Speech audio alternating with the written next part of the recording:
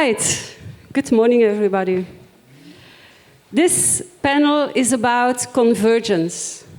Convergence means that when two things come together, they form a whole new entity. And I must say that when I was preparing for this panel, everybody on the stage now, the first reaction was, probably I don't fit in this panel. And I think it makes sense because it's a whole new thing, music and health. And it's an emerging field. And it means that we will need people from a lot of different domains in order to really make it work. What we are going to do is to explore the role of tech in health and music. And this is one of the sessions. The second one will be hosted by Virginie, just coming down the stairs this afternoon at 1:30. And that panel will really be dedicated to startups in this field. But this morning we're going to look at it from a different angle. And we have a wonderful panel on the stage. We have Pieter-Jan from University of Ghent, the Institute of Psychoacoustics and Electronic Music. And he believes that science and technology are important to understand music. Then we have Katrien Foubert, professor at Leuven University. She's also a violinist. She's a clinical music therapist and a researcher. So she's really covering the whole spectrum. And of course, we started the day with a beautiful piece of music from Min-Jung Kym. Welcome. Thanks for providing this wonderful moment this morning. I think you have already told about your passion about music and how it influences well-being. By the way, I can recommend to order the book. Very interesting. Also a bit of history about music and health.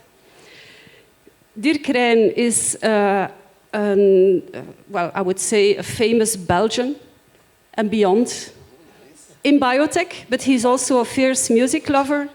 He has been investing for a long time, and now he's helping one of our Belgian artists to develop a new immersive sound system. And then we have Tom Fritz from the Max Planck Institute. I told him I'm a bit concerned because I hope that you can remain seated for like 40 minutes because he's really very passionate. He's not only a researcher, but he also created a startup, Jimin, and he's going to tell us about it, I'm sure. So let's get started. Min-Jung, you already mentioned what music meant for you during a very difficult episode in your life. I'm going to take the question to Katrien because she's also working with patients going through difficult times. What can music therapy and tech do these days for patients? It was a very interesting time the past years for music therapy and technology because in the online, the COVID period, a lot of music therapists had to change their therapeutic setting to the online sessions. So it was for a lot of therapists the first time that they used technology actually. Because when you see the measures, the percentage in 2006, there were 30% of music therapists using technology. Nowadays, 90%. So it's shifted, it's increasing completely. And but now we are a bit after the COVID, and what we see, online sessions are not used anymore. So only what is remaining and what is really interesting is, for instance, a virtual music therapy.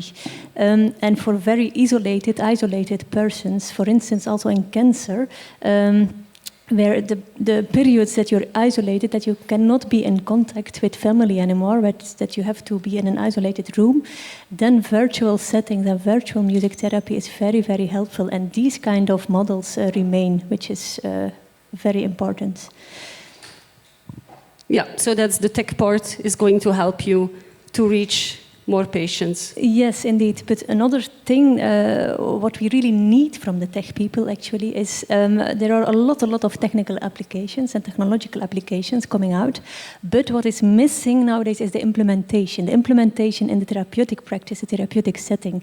And this implementation needs time, needs money as well, to see what is the best way to implement applications within the practice that exists already, and not to have two technological stream and the therapeutic practice streams, but combining them really together. When, in what stage of the therapeutic process we need this application and how it is tailored to the specific needs of the patients. And there we need a lot of effort to combine or to have multidisciplinary teams and to really think from sound designers, music therapists, embodied interaction designers, the object, subject. If you have a technological application, how can this object stimulate you to move and to make connections with each other?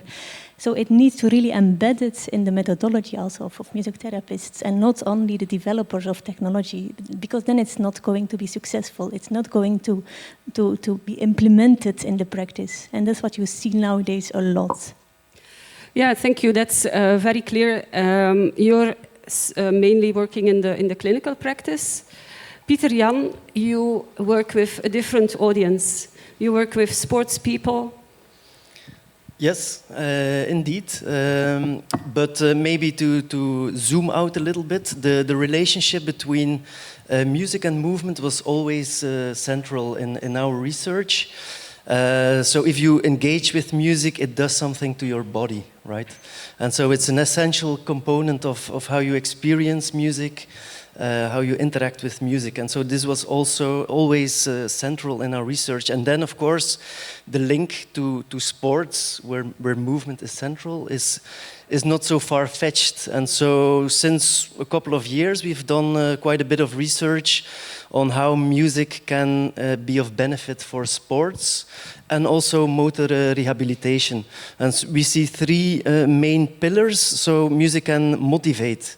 Right, it's not always fun to sport, or especially not if you have to engage in motor rehabilitation. So music can really stimulate you to be active, to forget the fatigue and the pain, and so music is very powerful. But also it can affect how you move. And so we also look at how music can give you some idea about how you move, what is the state of your body. We call it monitoring. And so for that you need technologies, wearables, body interfaces to capture body states, how you move, and to provide through music an idea about how you move, because it's not always evident. People are not aware. For instance, people with stroke, they have balance issues, but they are not aware about it. And so through technologies, you can capture these body states, and through music, you can give feedback to these people. And it's a first step, let people become aware about how they move, how they behave. And then the third step is also, if they are not moving or behaving in a way that we want, or which is optimal, then we can also use music to change movement patterns.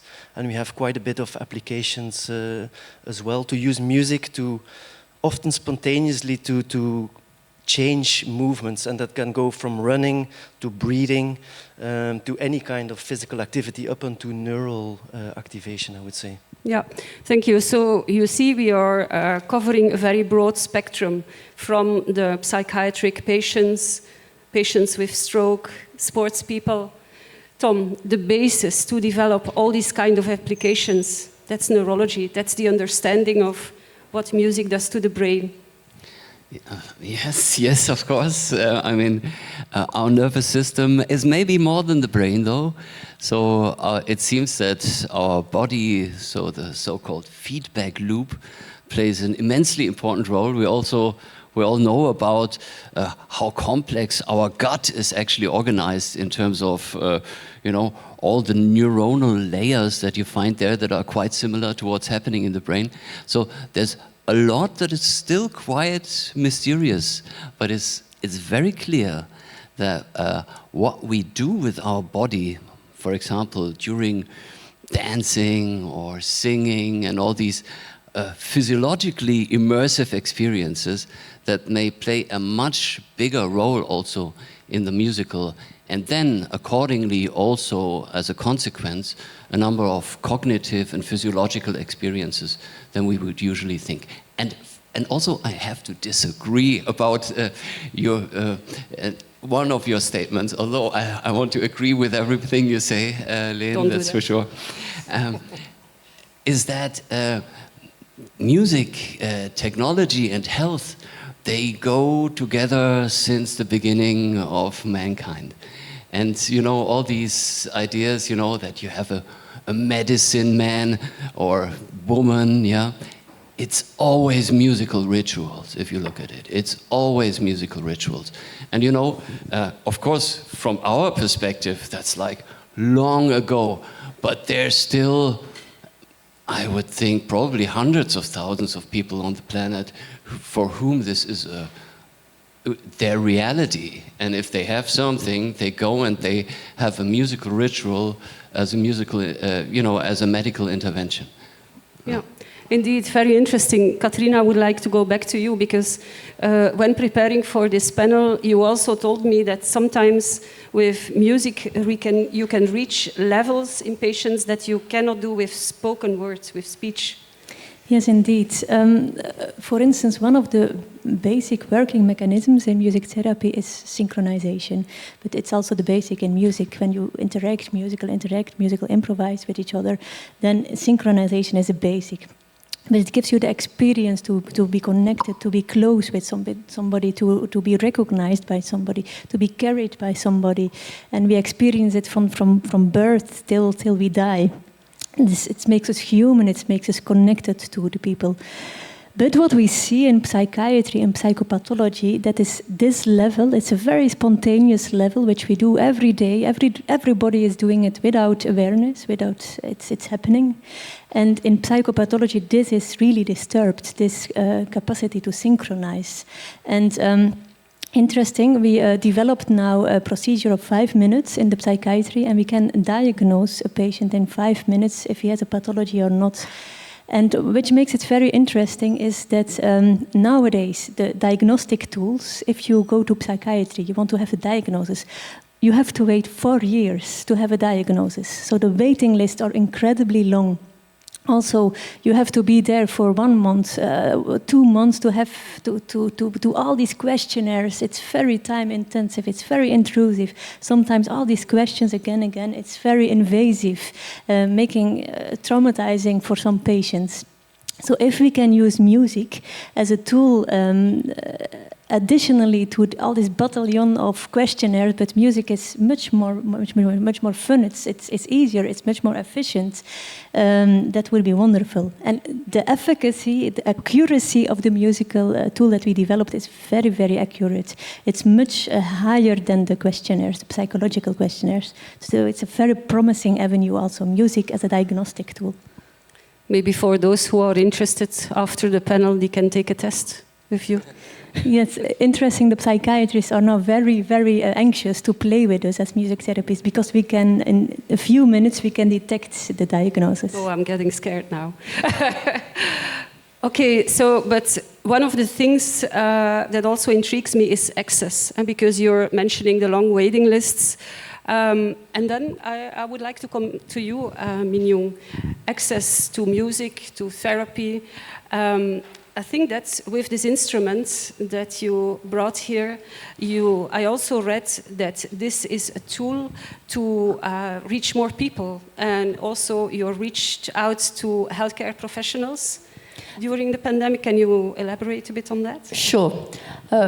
Just to, in a way, to repeat what's been said, I think I totally agree that music and technology or innovation has been going hand to hand for way back to the Bible. Even if we think about King Saul and David, who asked him to play to ease his psychological anxieties at the time. I think more and more today as well, there is being research that's being made clinical research on the positive effects that music can have. And for me, especially what I discovered, it wasn't just as a pianist, it was really as a patient in many ways, is exactly what you said. Music, it allows us to express emotions sometimes that we don't know how to express in words. And music, we're allowed to feel all the spectrum of emotions. Like you said with sports rehabilitation, when you're going through pain, music is a natural anesthetic. It helps us through that process, but we also need music for joy when we're going through the times when we know that the end of the tunnel is near. And so what I've done is I created with the piano, because what we saw today is only, in fact, the tip of the iceberg, because the stereo piano is now what they call the stereo cast. So when another piano or the stereo is in another location, it can play direct. So what I do is I've created a health initiative of music therapy sessions. I'm not a music therapist like yourself, but it's music therapy sessions. So it's very much guided along sort of what kind of emotions we want to conceive and project whilst we're playing the music and why it's been selected for that reason. And we invite patients, healthcare people, medics, clinicians, and we give a session at distance. And I've noticed as well from my own personal experience in waiting rooms, for example, in hospitals, the fact just to have a piano being played eases so much of the tension and the anguish that is there for that moment, because it's never pleasant to be in a cancer ward waiting for your appointment, knowing for your next chemo session you're tired, you're scared, and it alleviates a lot of these certain types of emotions. Yeah, I think everybody can understand that. Dirk, I hear words like research, clinical trials. That's your domain, right? How can all those standards that have been developed in healthcare, how could that advance what we're talking about? Music, health, our understanding of what happens in the body? Good morning. Thanks for the question. So my daytime job is I'm a biotech investor. I run a biotech fund, and so I'm currently investing in what is the treatment of the future in 5, 6, 7, or 8 years. So there is a lot of really exciting technology, medical technology, that is coming our way, and that will dramatically change the treatment of a number of diseases. Now, the reason why I sit here as a music lover is, as you said, I'm a friend of Ozark Henry. Sorry. And Pete is an expert in immersive sound technology. So he's one of the only artists that records music in immersive sound. And so I was exposed to an immersive concert of Pete together with a number of doctors and people from the biotech industry. And we immediately, as music lovers, realized that this is probably the closest that you can get to a live performance. So specifically, if the music is composed for that setting. And so in the group, there were a number of people that treat patients and that realize that music can have a beneficial effect on these areas. And they include things like depression, they include things like Parkinson. So they include a number of elements. And the interesting thing is, obviously, by combining our knowledge from the biotech scene and knowing, okay, what is coming in the future as new drugs to treat, and which are diseases where we know no drugs are coming, and where music can still have a potential future. And so as an investor, and so this is as a private investor, we first wanted to establish the fact that immersive sound technology is probably the best tool to investigate the impact of music, and as a health, as a medicine. And so what we're doing is we're working with a number of universities, and we're having music that Pete composes that we test with very different standards, so mono, stereo, Dolby Surround, Atmos, and immersive sound. And our first hypothesis that we're trying to establish is that immersive sound is the most profound way to basically create the benefit that music represents. Once we have established that, we will continue to do research with a group of people to then look at composed music and see if we, depending on, I think, a lot of the literature that is available, try to predict particular elements that may be influential for the treatment of diseases. And if you look at that particular perspective, people know that Parkinson is a problem because you have too little dopamine. I know that there is no new dopamine drugs coming for Parkinson in the upcoming ways. So that is an area that is craving for extra added, and where I think music can help, and where people start to better understand how with different frequencies you could potentially increase the level of dopamine in the brain. Another example, it's a little bit more, I think, controversial, but there are certain diseases, like there is certain technology, new understandings that people with Alzheimer in their brain accumulate metabolites. And that there is a system, it's called the lymphatic system, to basically draw away those metabolites from the brain. That system reacts to specific frequencies. And so one of the hypotheses is that with specific frequencies you can influence that system, and as a result support that you have music as a particular drug. And so to come back to the question of research, when we started this whole project, we screened 35,000 papers in the industry to try and understand, okay, how should we do this industry? What are some of our focus areas? How should we do? We used the benchmarks that we have in the pharma and the biotech industry. We used all the thing, and we had to realize that if you take the really strict criteria that people in my industry use to develop drugs, and you apply these to the literature that exists in music literature, that there's only a limited number of papers that continue to exist. It's a growing field, and I think there's a lot of opportunity. But you see, and I think there can be a really good cross-fertilization with the way how our industry develops drugs and what we have learned along the way, and how you can use that knowledge to basically make music more recognizable as a credible treatment. Thank you, Dirk. I think that's a very positive message for a few people in the room.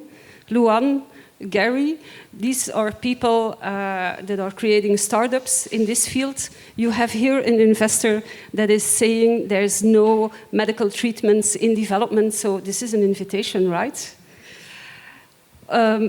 Going back to you, Pieter-Jan, I believe that you're also performing work in this area, remotely helping patients, helping people.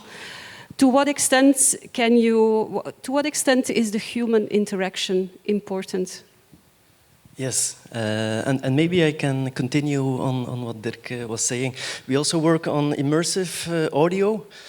So we believe in it as a playback engine, but it's only a playback engine. It's actually an empty box, let's say. So I think it's very important to also look at the music itself, because what are you going to play?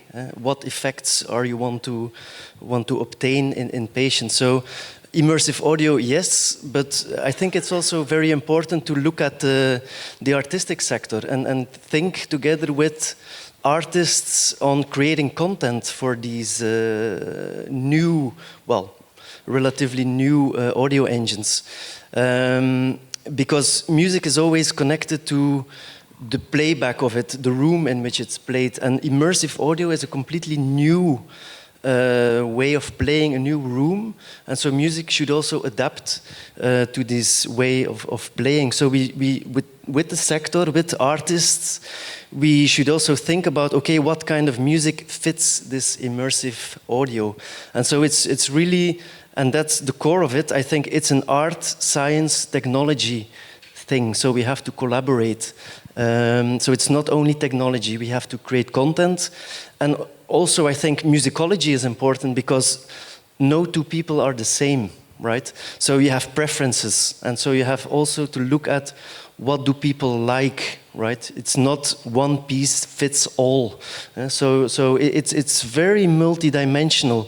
And to obtain a certain effect, it's not only the technology, it's a big part, but you should see it, I think, in a multidisciplinary very interesting, the content discussion. Then I come back to you, because in your book you're also describing that different pieces of music represent different states of mind.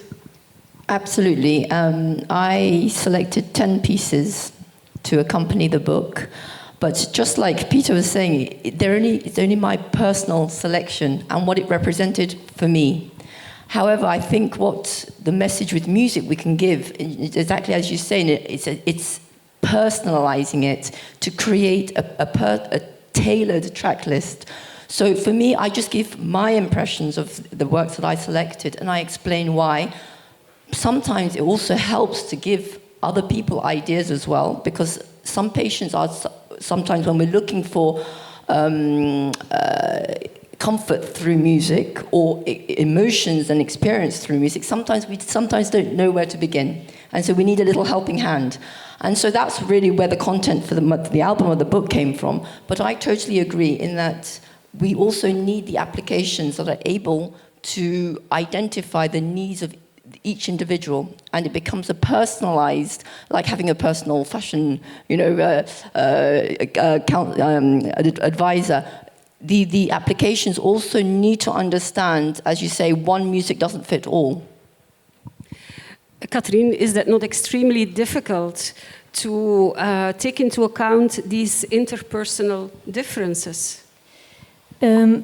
Yes, and that's where a music therapist is really trained in. And we make a difference in the personal style, because everybody has, you could say, a personal style of walking, of speaking, a certain kind of pitch, dynamic, a tempo. But you have also a state. So, for instance, at a moment you're affected by the music, and you can feel, you have goosebumps, you can be stressed, you can be anxious as well. A lot of patients are anxious by hearing music, because the synchronization can make you anxious when you have a traumatic attachment history. Coming close to feeling emotions can be very anxious.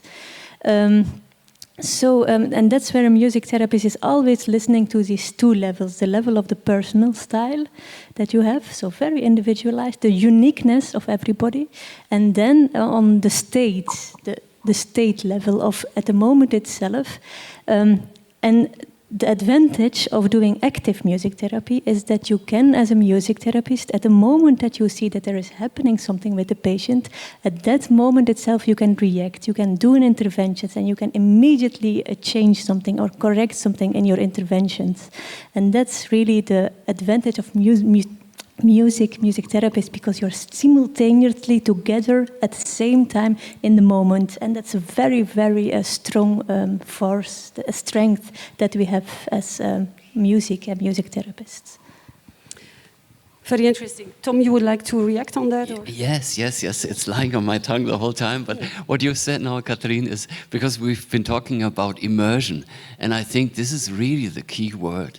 Immersion with the music, because we're so good at filtering out all kinds of stuff, But what happens if we really immerse with the music? But what we already observe, I think, is that there are so many ways how we can try to tweak to have a greater immersion. And, having like the real concert performance, or having something that's very similar to a real concert performance, or having these new technologies maybe combined with VR that's cross and also very super immersive. And but what you're saying is you have the patients, and if you have someone and you give him a stick, and you hit that drum and you think it's the right moment, and even this little, it's all up to you.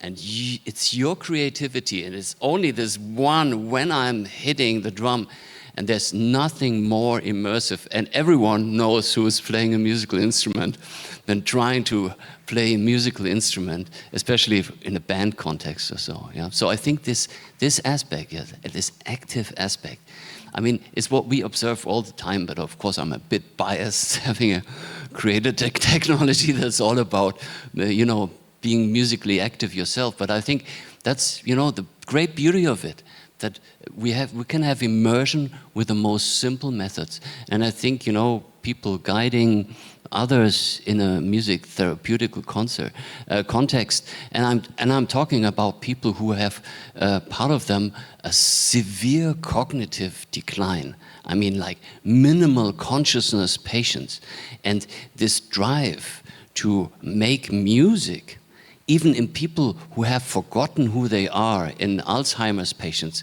it's still there and it's still very strong. And if you give them the capability to express themselves musically, they will be happy to take it.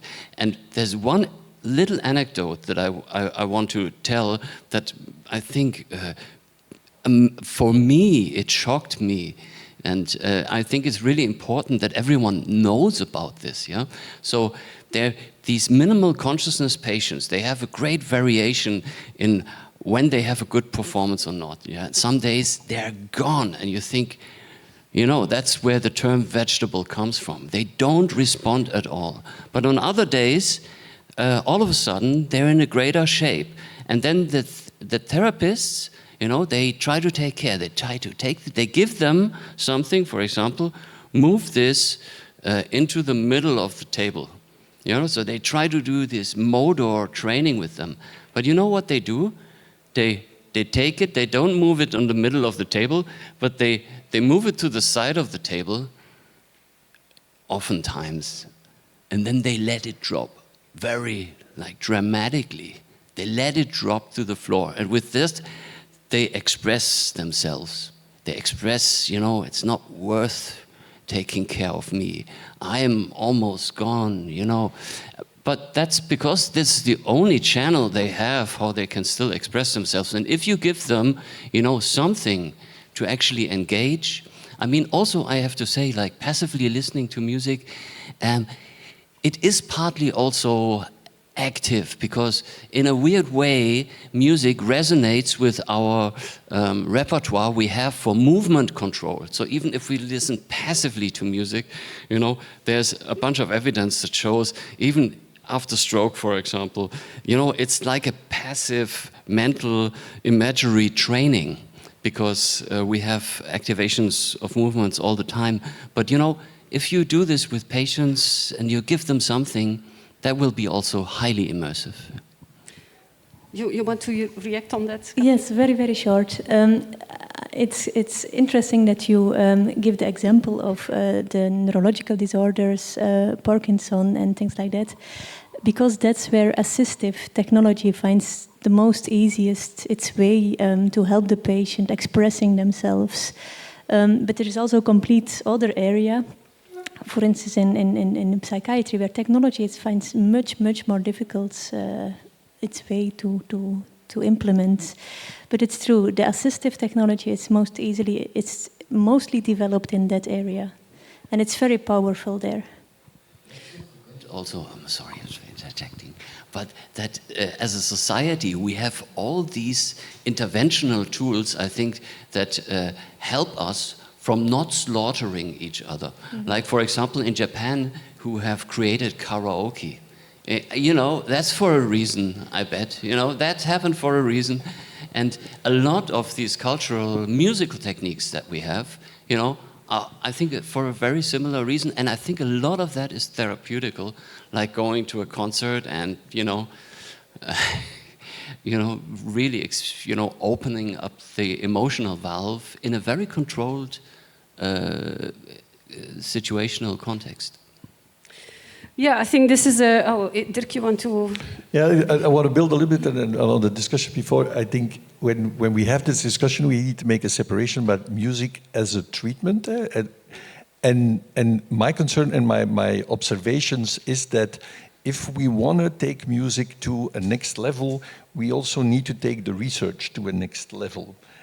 Because like in my sector, there's a lot of money that we move around based on very strong data. And I think this industry can get access to money, health money, but the standards are different. And I think, so there's very good research that you've done, but I also see it on small numbers, etc. And so I think it's going to be really important that the know-how that you guys have, that you consolidate that you have guidelines, working groups that set standards, because that will lift, I think, the research to a level that you will get access to other money to then really develop music as a drug. Okay, another nice invitation to work together, set up advisory boards. Music as a drug. So everybody who's interested, please find Dirk afterwards, after the panel. Yeah, I think very interesting discussions. I have the feeling that we could go on for a very long time, but I would like to use the last part of this session to look at the challenges, because that's probably also interesting for the audience, for the people setting up projects in this area. Pieter-Jan, we had an interesting discussion yesterday night about the application for runners. It's related to IP. Can you briefly tell us what it was about? Yes, indeed, it is a challenge. So to frame it a little bit, so we developed an application for runners to affect the impact of foot strike. So if your foot strike is too high, you have the risk of injury. And so with the music biofeedback system, again, we use the monitoring aspect and the modification aspect to if the impact of runners is too high, we indicate it through music. Now, the idea is that we use music as a reward or a punishment, and so the punishment exists in adding some noise or some deformations onto the music, so it becomes less fun. I mean, you're disturbed by the noise on the music. Now, as I said, it's important to start with the preferences of the people. So typically in the research context, we use Spotify lists, so the playlists of the people, of the runners. But if you want to get that to the market, then you bump into issues of authorship. And artists, and it's totally logical, they don't like if you change their music, so they don't like if you manipulate tempo or if you add noise. So it went into a spin-off, a company, On Tracks, and yeah, they were confronted with an issue. They couldn't use the music of playlists, and so yeah, it's very problematic. And so then the question is what to do. But again, I think there are solutions. We need to collaborate with artists to make the content. There is also generative AI, so we know what features help, motivate. So based on this list of features, we can, using generative AI, we can create music out of nothing, let's say. And so there are some solutions, but there are also challenges to tackle in that respect. Yeah, I think it's a very interesting example, and I'm sure that there's people in the room that have solutions for this kind of problems.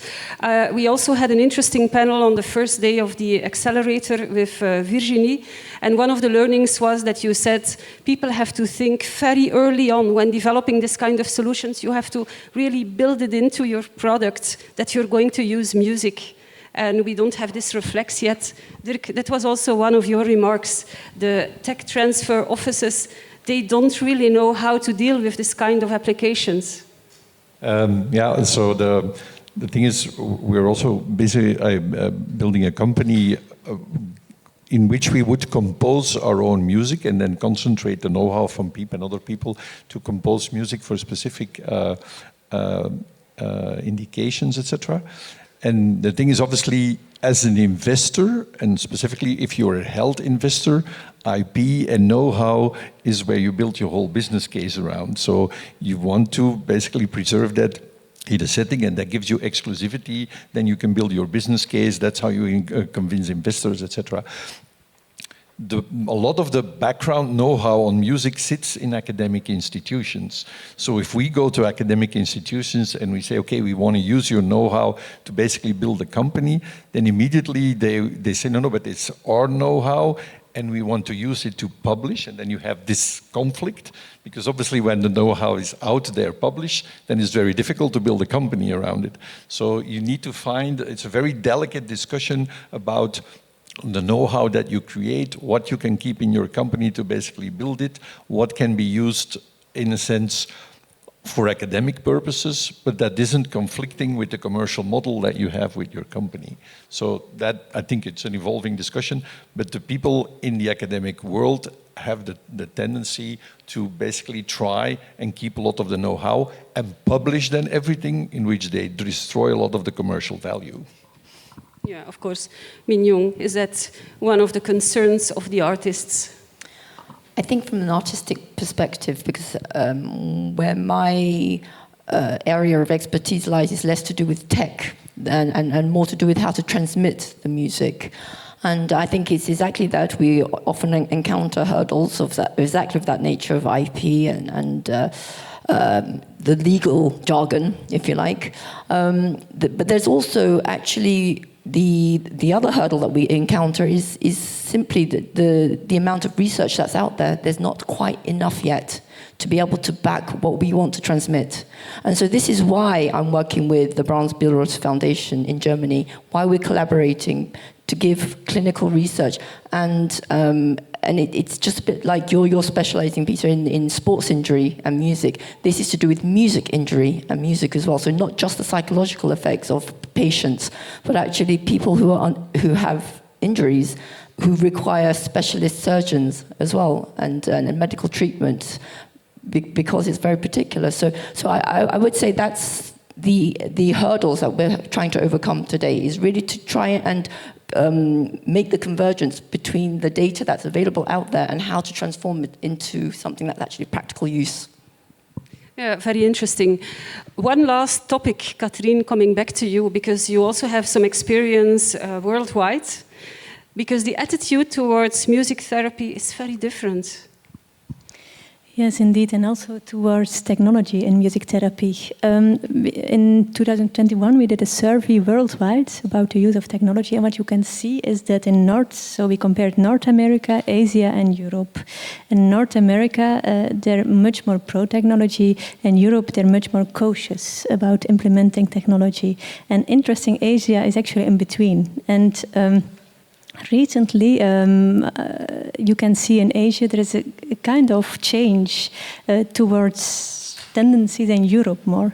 And what you can see in Europe, it's more, it's more the active music therapy that is on the front. In North America, it's more the receptive music therapy that's on the front. So it's quite normal that in receptive music therapy, technology is easier to implement, to use. It's more logical. In active music therapy, it's much, much more complex to implement it in a very good, in a very feasible, usable, integrative way. So it needs much more research also. Yeah, indeed, geographical differences. That's also why we organize this kind of conferences where people can meet each other. Another important learning, if you're thinking about building a product, think about the music from the very start.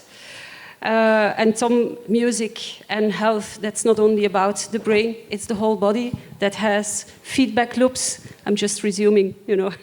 And Dirk, you launched a few invitations to the audience. You're an advocate, more research, working together, advance the field of music and tech together.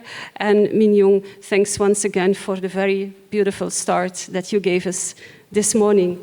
So thanks to the panel, thanks for the audience, and I hope that, you have a few take-home messages.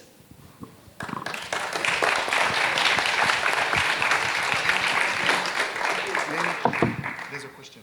Are you okay for... If I have the time, yeah, I was... Okay. It's okay for you. Yeah, of course.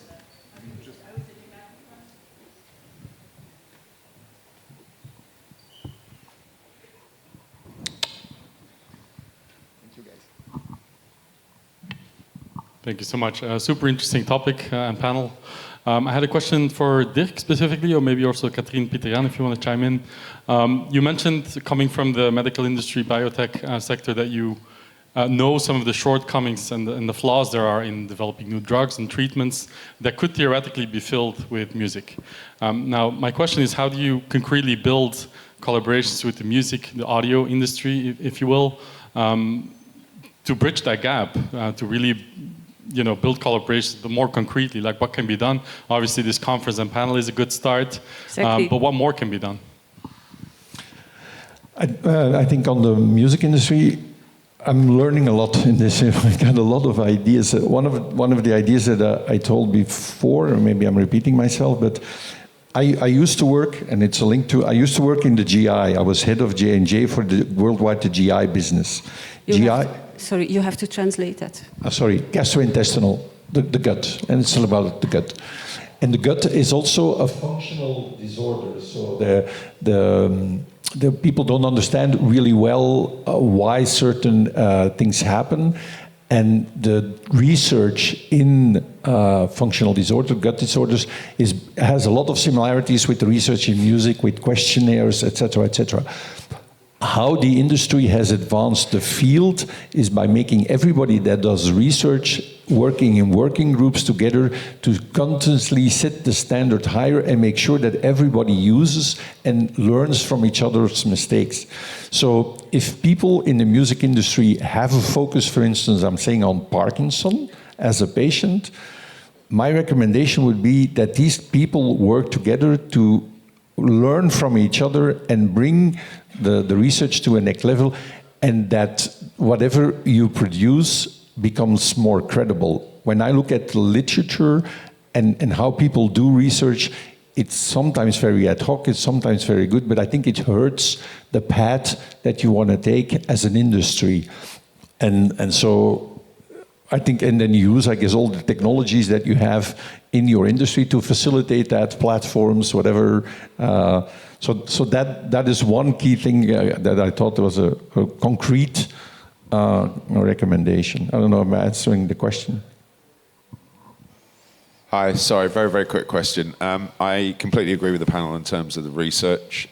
There is a lot of it, but as we discussed last night, it's kind of shallow for the reasons of budgets and things like that. And as a company operating in this space, when we do a trial, we have to go through exactly the same process as Big Pharma. So it's a 468-page form, 20 accompanying documents. It costs an absolute fortune, interview panels and things like that. But there is a kind of movement, and we're working with York University on this, towards synthetic data. So where we're looking at protocols of various research protocols, seeing if there's any kind of symbiosis between them, and then layering that to create a kind of foundation for us to then build on with our own research. And I was just wondering if it's an open question to the panel, whether you might see any value in that, or do you think that it's kind of start from the beginning?